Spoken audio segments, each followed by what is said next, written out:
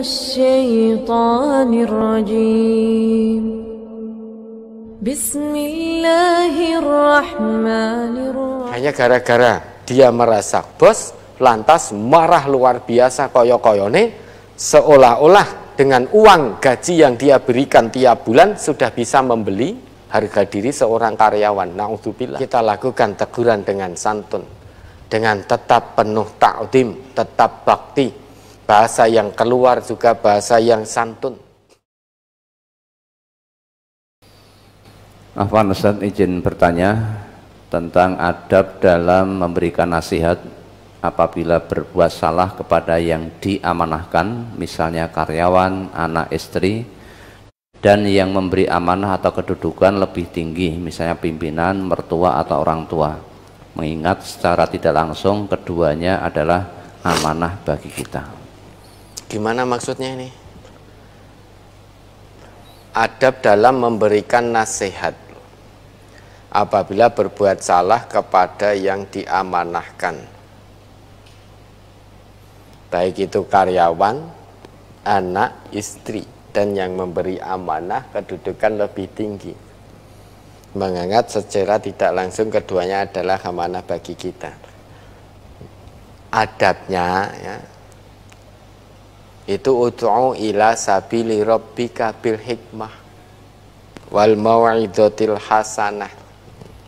Berikan nasihat orang yang lebih tua dengan santun.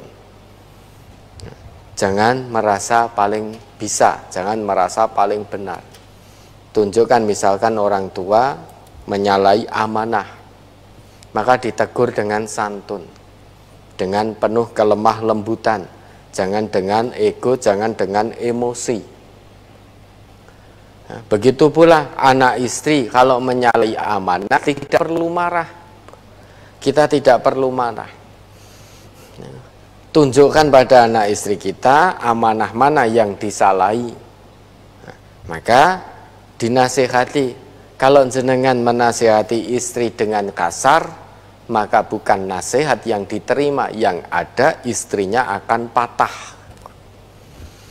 Karena istri itu ya, tercipta dari tulang rusuk yang bengkok. Dan yang paling bengkok dari tulang rusuk itu paling atas. Fa in dzahab tahu kasar tukimuhu kasar tahu. Kalau kamu ingin meluruskan istri karena menyalahi amanah dengan kasar, memaksa, dengan kasar, marah-marah, maka kasar tahu, kamu akan menjadikan tulang rusuk ini tadi patah. Tetapi kalau tidak kamu luruskan, lam yazal a'wad, dia akan tetap bengkok, sehingga tidak tahu kalau sudah menyalahi amanah. Nah dari sini biar amanah yang disalahi oleh istri atau anak kita itu perlu kita luruskan. Cara meluruskannya itu jangan dengan paksaan, artinya jangan dengan kekerasan, jangan kasar. Maka bil mau'izatil hasanah wajadilhum billati hiya ahsan, tunjukkan yang lebih baik. Dek atau nang atau nduk ya, kalau itu ke anak-anaknya, ini sebetulnya tidak seperti ini amanahnya, nih kamu begini, kamu menyalahi amanah.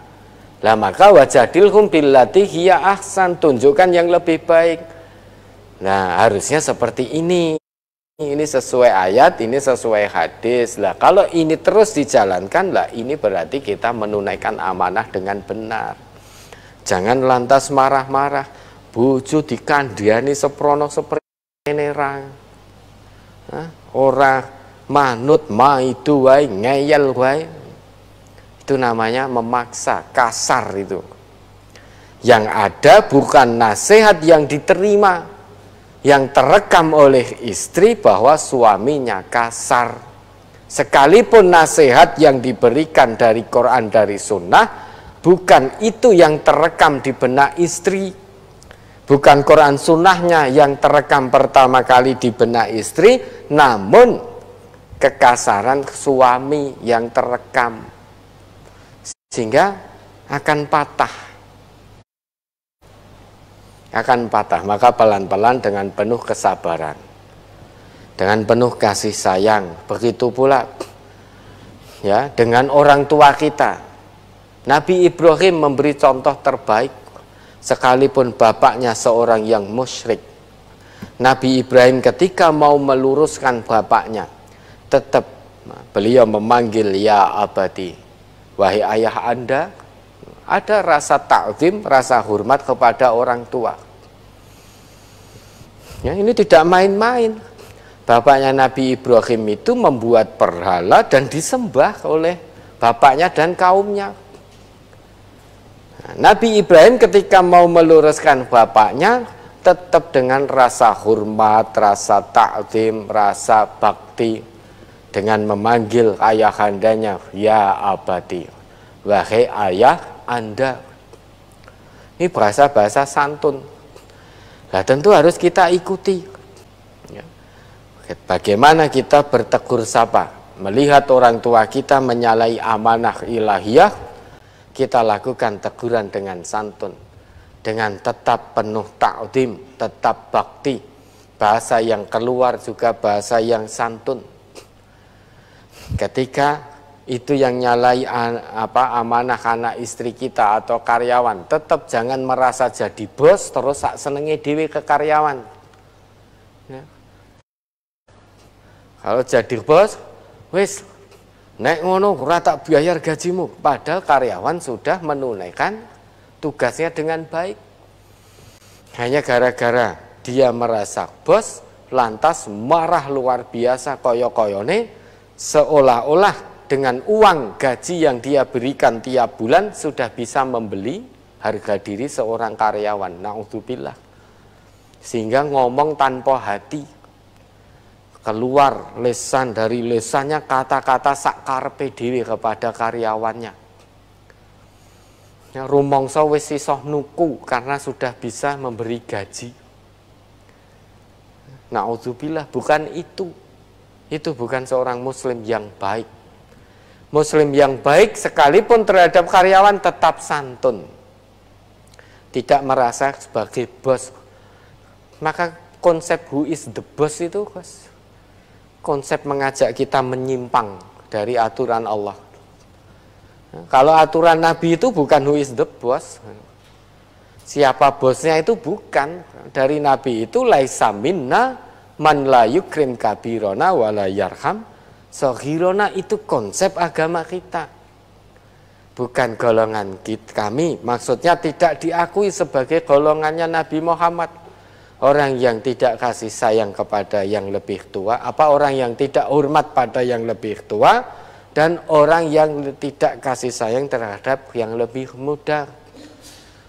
Who is the boss itu bukan konsep Islam, maka jangan diikut-ikuti. Ya, kalau dalam Islam itu bahkan dikatakan, apa itu hadisnya itu, karyawan yang sudah berbuat menunaikan fastaufa minhu falam yu'ti ajrohu itu loh, tapi upahnya tidak ditunaikan.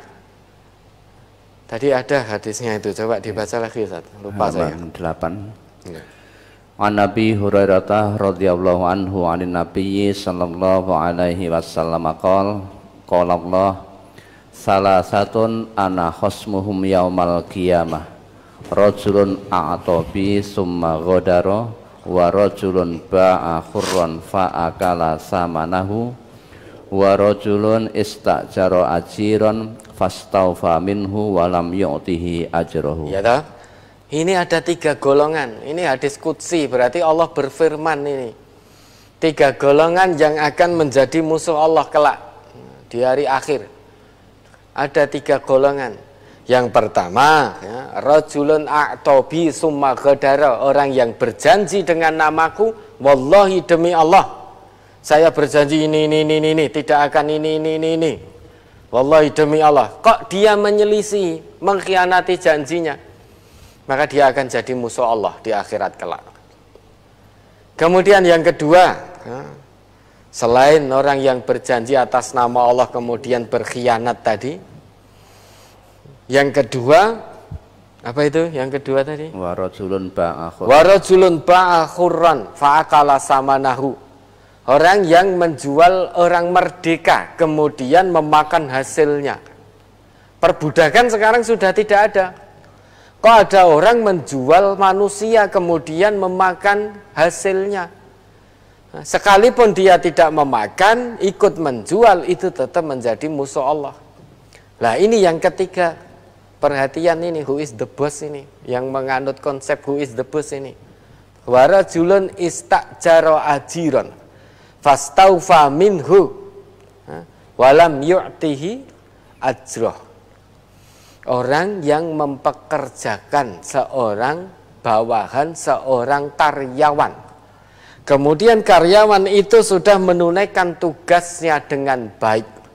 Karena satu hal, ada perselisihan antara majikan dengan karyawannya, lantas upahnya ditahan. Dia hanya ingin menunjukkan who is the boss. Maka akan jadi musuhnya Allah. Ini Allah yang berfirman, hadis qudsi, bukan saya. Allah yang berfirman, salah satu dari 3 golongan, orang yang mempekerjakan karyawan atau punya bawahan, bawahan itu sudah menunaikan tugasnya dengan baik. Ya, hanya gara-gara masalah pribadi, perselisihan pribadi, upah bawahan itu dia tahan, tidak diberikan. Ya silahkan nanti siap-siap jadi musuh Allah di sana. Yang memusuhi Allah, wis toh yakin ora selamat. Hanya gara-gara ingin menunjukkan who is the boss, tapi berani menantang Allah. Na'udzubillah. Ya, dengan santun menasehatinya.